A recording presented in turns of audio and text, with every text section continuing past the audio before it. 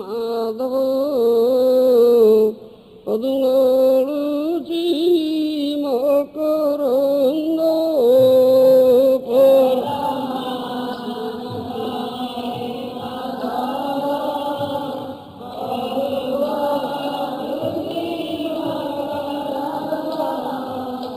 সেই মকরন্দ পান করি আনন্দী বল হরি হরি। দুষ্ট মন মনমনা ভব, কৃষ্ণ কহিলে মনমনা ভব মতে মনে রাখ, মতে চিন্তা কর। দুষ্ট মন চিন্তা করছে কৃষ্ণ, প্রীতি ନାହିଁ ତା ଚିନ୍ତା କରିବ, ଯୋଉଟା ପ୍ରୀତି ଅଛି ଚିନ୍ତା କରୁଛି ନା କଣ ସାଉଣ୍ଡ ସିଙ୍ଗା। ଆଉ ବେଳ ହେଲାଣି, ଆଉ ଅଫିସ ଖୋଲିବାକୁ ପଡିବ, ସେ ଚିନ୍ତା ହେଲାଣି ଅଫିସଟା, କୃଷ୍ଣ ଚିନ୍ତା ହଉଛି ଆସକ୍ତି ଜୁଟି ଅଛି, ପ୍ରୀତି ଅଛି, ସିଆଡେ ଆକର୍ଷଣ ହେଲାଣି। ବାରଦା ରୋଷେଇବାସ କରିକି ରହିଥିବ, ପାଇଥିବ, ଖାଇବୁ, ଖାନା ବେଳ ହେଇଗଲାଣି।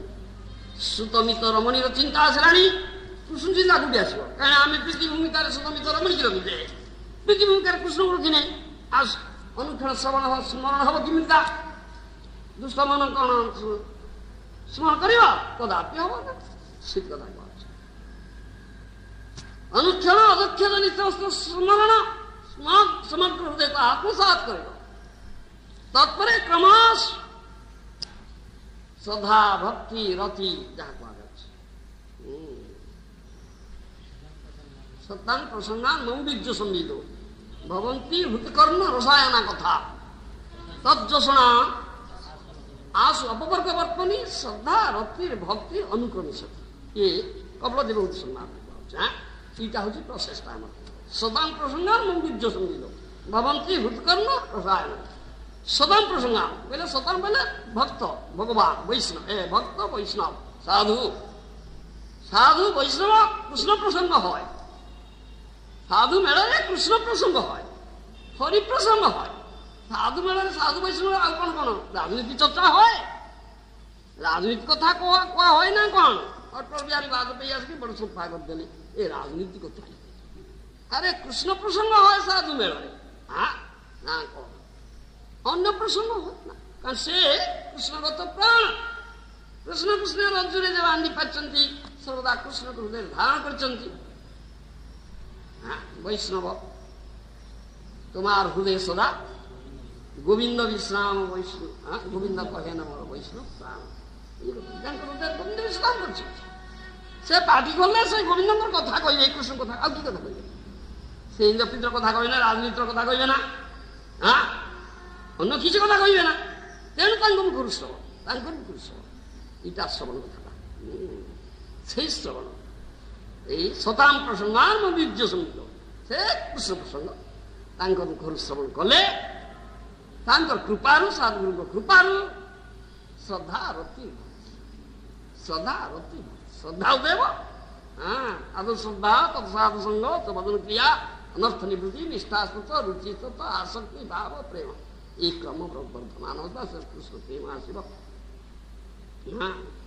ভক্তি আসব, রতি আসব, প্রেম ভক্তি আসব, এইটা কথা। তা নহলে হব না। অধক্ষদ লীলা পুরুষোত্তমଙ୍କର সেবা সমাধিରେ চিত্ତ ଅନୁକ୍ଷଣ ତନ୍ମୟ ହେଇଯାଏ। এইপରି ଅଷ୍ଟକାଳ ଅଷ୍ଟପ୍ରହର ଦିନ ରାତି 24 ଘଣ୍ଟା ଭୋଗ ସେବାରେ ଗାଢ ଅଭିନିବେଶ ହେଲେ ସ୍ୱରୂପ ସିଦ୍ଧି ଲାଭ হয়। ସ୍ୱରୂପ ସିଦ୍ଧି ମାନେ ତୁମର ଯୋଉ ଭଗବାନ ଯୋଉ ସ୍ୱରୂପ ପ୍ରତି ତୁମର ଆସକ୍ତି ଅଛି, ତୁମେ ଆସକ୍ତ আকৃষ্ট ଯୋଉ ସ୍ୱରୂପ ଭଗବାନଙ୍କର ଯୋଉ ସ୍ୱରୂପ ଯୋଉ ରୂପ ପ୍ରତି ସେଇ ରୂପଟା, ସେଇ ରୂପରେ ସ୍ଥିର ହବ, ତାই ସ୍ୱରୂପ ସିଦ୍ଧି। ଏହା ହିଁ ପ୍ରକୃତ ଆପଣଙ୍କ ସାଧନ। ତତ୍ପରେ ଜଗତରୁ ବିଦାୟ ନେବା ସମୟରେ ସିଦ୍ଧ ଦେହରେ ବ୍ରଜଲୀଳାର ପରିକରତ୍ୱ ପାଏ। ଯେତେବେଳେ এই ଭାବରେ ସ୍ଥିର ଅଛି, ଯେତେବେଳେ ମାଙ୍ଗେଇ ବସ ମୁକ୍ତ କଳେବ ରଞ୍ଜ ପ୍ରୟାତି ସବୁବେଳେ କୃଷ୍ଣ ଚିନ୍ତା କରୁଛି, ଅନ୍ୟ ଚିନ୍ତା କଣ ଆସିବ? ଏମିତି ଚିନ୍ତା କରିକି ଈଶ୍ୱର ତ୍ୟାଗ କରିବ, ତମ ପାଖରେ ଯିବ।